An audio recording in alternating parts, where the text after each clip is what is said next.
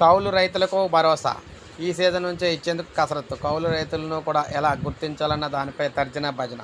త్వరలో రైతు సంఘాలతో సమావేశం. సో కౌలు రైతులకు కూడా రైతు భరోసా కింద పెట్టుబడి సాయం ఇచ్చేందుకు ప్రభుత్వం కసరత్తు మొదలుపెట్టింది.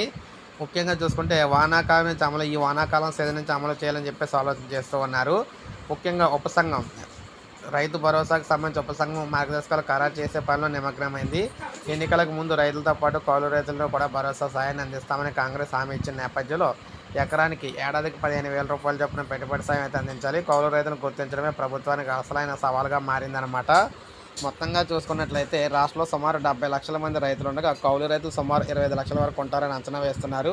అయితే వీరిని గుర్తించేందుకు 2011లో అప్పటి కాంగ్రెస్ ప్రభుత్వం కౌలు రైతుల చట్టం తెచ్చింది. దీని ప్రకారం కౌలు రైతులను గుర్తిస్తామని ఎన్నికల ముందు సీఎం రేవంత్ రెడ్డి అయితే చెప్పారు.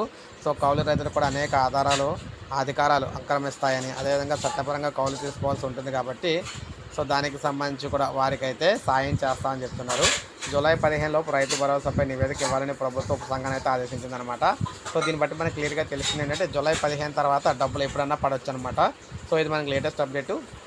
ఒక లైక్ చేయండి, సబ్స్క్రైబ్ చేసుకోవడం, మన ఛానల్ సబ్స్క్రైబ్ చేసుకోండి.